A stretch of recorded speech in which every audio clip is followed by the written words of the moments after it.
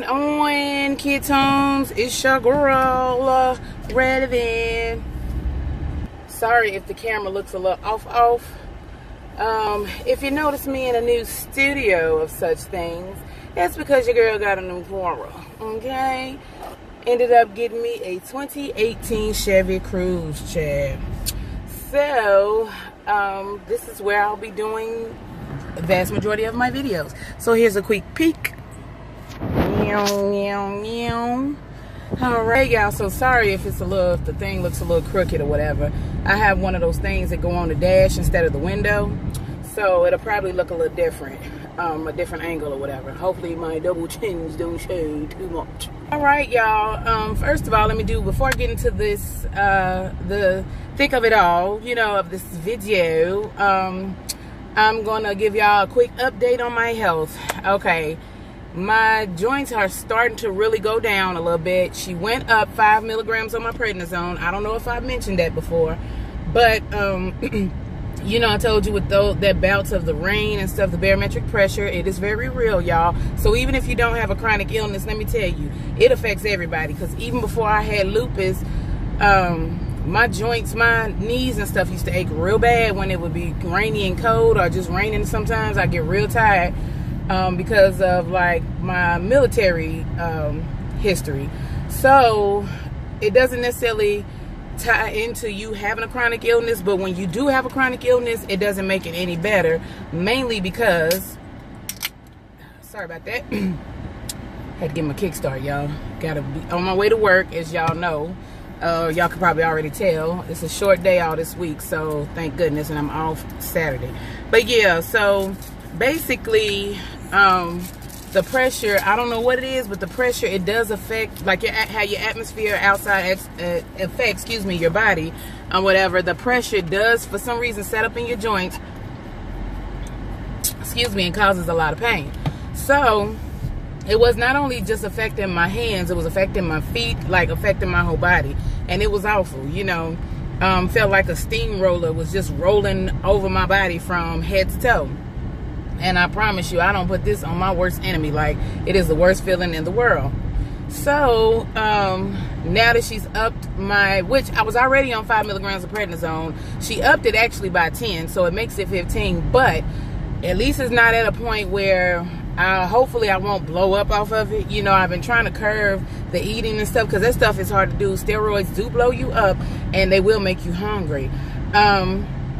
But as of, yesterday I was feeling a little bad. But that was because, too, I didn't eat any lunch before I got to work. So, made me some good old shrimp and grits, honey. Yes, homemade. And I'm going to have that before I go in.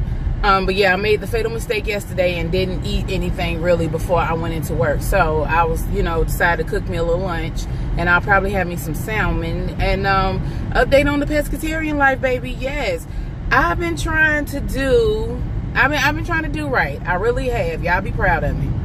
I said before, it's very real, because before, seafood was just an option for me. I didn't have to have it every day, or I didn't commit to having it mandatory like every day, or only that every day, because I'm a meat eater naturally. You know what I'm saying? Like, I stopped eating red meat 6 years ago, which with lupus, they don't want you eating red meat anyway. They want you to avoid it as much as possible.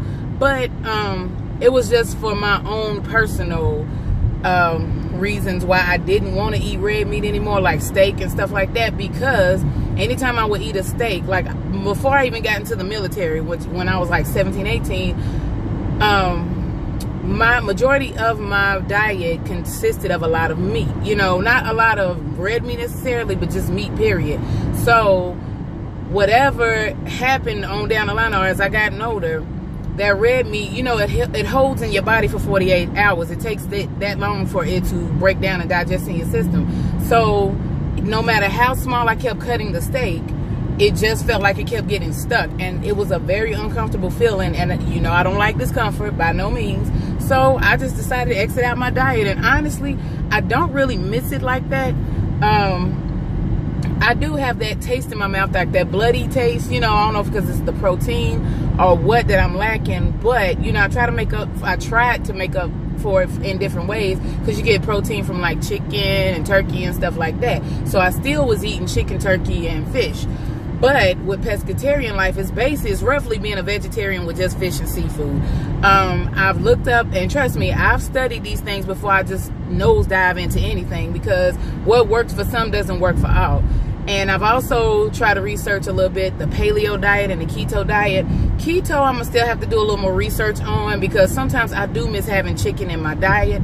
But I will say this, that paleo, it takes a lot away. Like, it wants you to eat more of this and less of that. So it takes a lot of stuff that you've already been eating. Like, I love asparagus and broccoli and stuff like that, and I think that's one of the things it wants you to eat less of. So I don't know, it's crazy, you know, all these little diets and fads that they have out there. I just want to make sure that I am choosing the right one.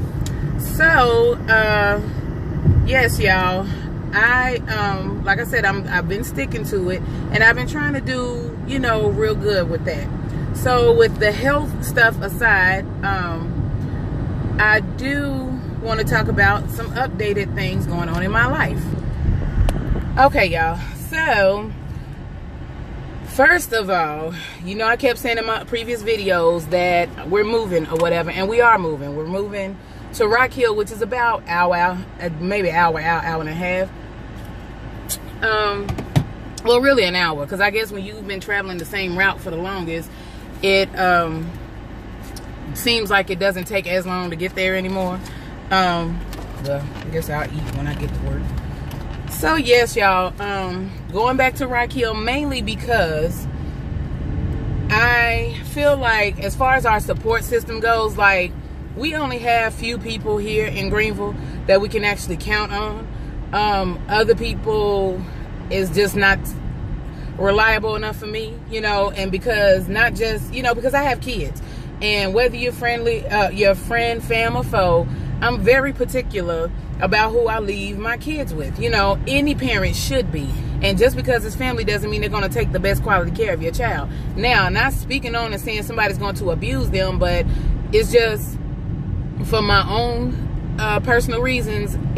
I mean, you know, not just me, but my husband also, because this is a joint effort. We just rather be somewhere where it's more reliable situations than it is unreliable situations. You know, nothing personal to anybody in particular, but it's just for my own personal reasons. You know, plus, Greenville is one of those places, if you really didn't grow up here, people can be very cliquish, you know. It's hard to make connections, the proper connections, because y'all know that I do have medical history, and I do plan on getting back into the medical field. So it would make more sense for me to move closer to home, you know, which y'all know my hometown is Charlotte, North Carolina. It'd be closer for me to move home, to be able to get back into the system, be able to get back to doing what I love to do, not speaking ill on Target, because they gave me a job when I didn't have any, especially when I had been out of a W-2 situation for like almost 2 years straight. So, you know, I'm always grateful, but at the same time, it just makes more sense, and it benefits the situation. And again, my kids, there's more people that know my kids there than it is here. So too, Rock Hill is really, it's on the outskirts of Charlotte, but it's nothing but a state line that divides them. So the actual time and distance, well, time to get from Rock Hill to Charlotte would actually be less than 15 minutes. So you get what I'm saying? And plus, my mother is there, and I just rather be close to somebody that, if, you know, with me having lupus, if they can't get right away in touch with my husband, I would rather them have my next of kin as my mother, so they could go ahead and get in touch with her and somebody who actually knows my personal medical history, versus people who don't. Another thing is, the current place that we stay in now, in essence, the area that we stay in was a better look for the kids. However, you know how you can just stay somewhere and it's not even worth the money that you pay. So it's like, we paying, you know, $11.74. I might as well just put it out there for a 3-bedroom, 2.5 bath. The square footage is $1,550, but let me be clear. We have an upstairs, downstairs, so it's more like an apartment home. And to me, you know, no apartment is going to ever be perfect unless they're just they're freshly built. They're new. So if you're staying in apartments that's well over 10, 15 years old, you don't expect them to be in perfect conditions, but with renovations, you expect them to be decent. And they weren't awful, they weren't horrible. However, they could be a lot better. You know, like we just had to go through too much stuff with them. They done had at least 2 management changes, and it doesn't make any sense. So, plus, it's cheaper to move where we're going versus where we're at right now. And there's other, like, I mean, and there's cheaper places to stay in Greenville, but I'm ready to go. I'm over it. You know, plus this place is a slow progression. I'm from a fast-paced place, and I'd rather go where it's popping and jumping already rather than somebody who's just on the up and coming or whatever, which is nothing wrong with that, but I'm just saying for me personally. We also had put a deposit on an apartment in Rock Hill. But when we actually got to take a look, because see, the last 2 places we stayed at, we didn't even get to do a walkthrough. And see, I found a problem with that. That's a problem because at the end of the day, you want to know where you're moving into, so you at least have an option. Don't wait till like on up the day of or whatever to be able to show me and my family, because the first place we stayed in, I mean, it was bomb as far as square footage, 1309, you know, square footage was what it was income based. So we only paid $816. However, it was just the atmosphere, you know what I'm saying? And you know what comes with income based, not to say, I mean, it has a bad stigma to it because they just let in and everybody move in.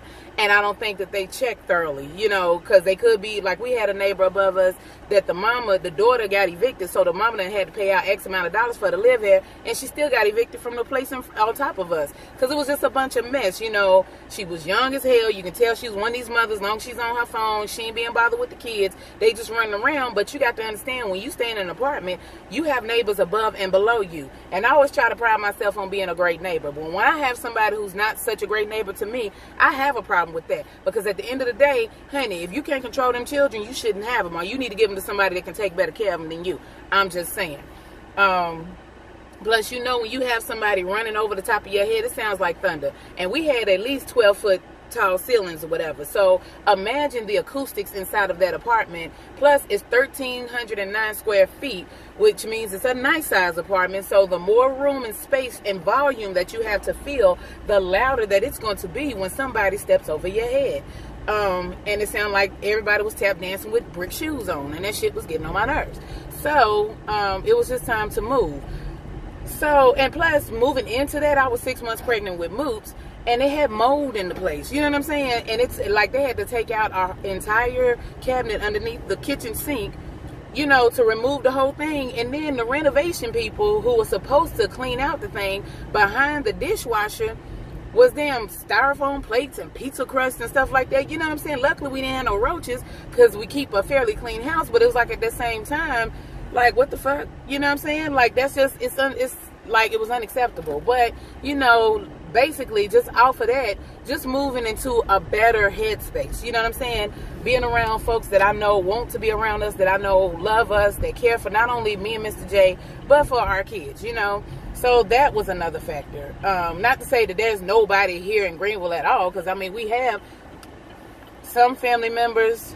We have some family members, you know, that were there, that actually were there from the time I was pregnant and on. So it's not really directed towards them, but you have other people in your life that you would think, I hope it ain't, that you would think, you know, would show more support, and they just didn't. And I don't have time for that iffy shit, because I'm not that kind of person, you know. I'd rather go, I have legit support, like guaranteed support, versus me, you know, doing a what if situation, like, damn, are they really gonna be there when you know, we really need them? So